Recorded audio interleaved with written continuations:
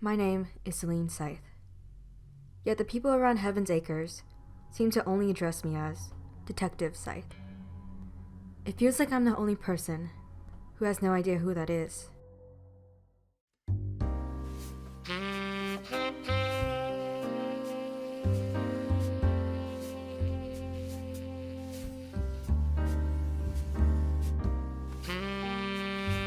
Don't fear the Reaper.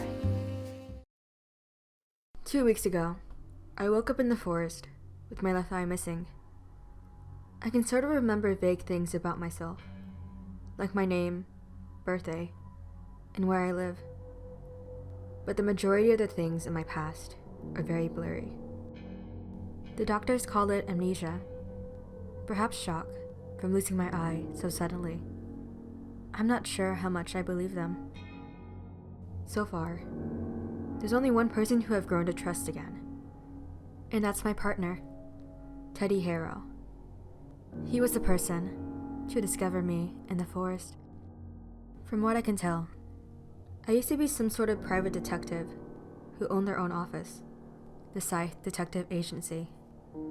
All case files are burnt after the completion, so I'm not really sure what we specialized in.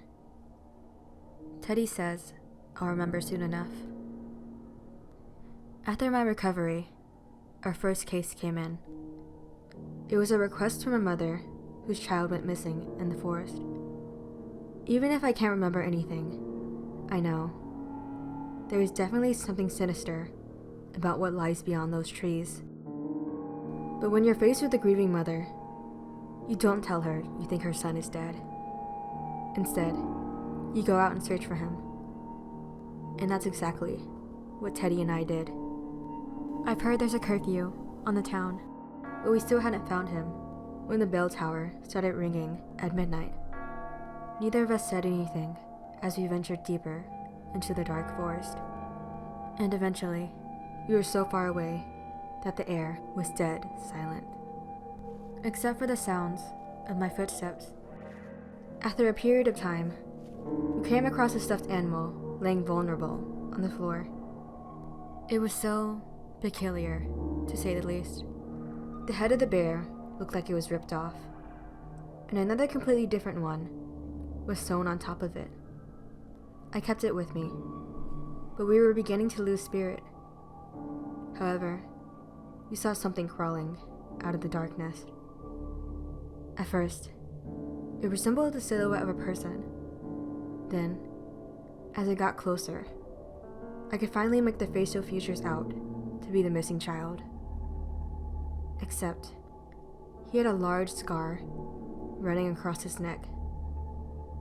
Teddy and I took him back with us to the agency, then promptly called his mother. When we returned him to the woman, she hugged him so tightly, I thought he would suffocate. As Teddy patted me on the back for a job well done, I can kind of imagine the satisfaction my past self might have felt when solving a case. But this time, I couldn't feel it. Something just wasn't right. I stood outside and watched him drive off. From the back seat, the kid turned around to face me, and we made direct eye contact. Part of me just wanted to chase after that car and beg her to let whatever it was in her backseat go back into that wretched forest. But I didn't.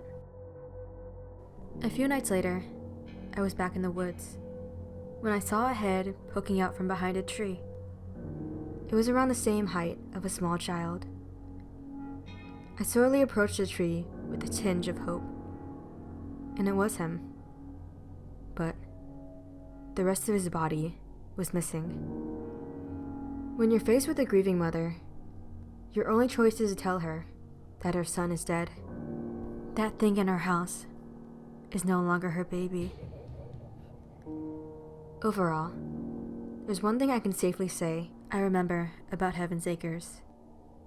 Something here isn't right, and I'm gonna find out what it is.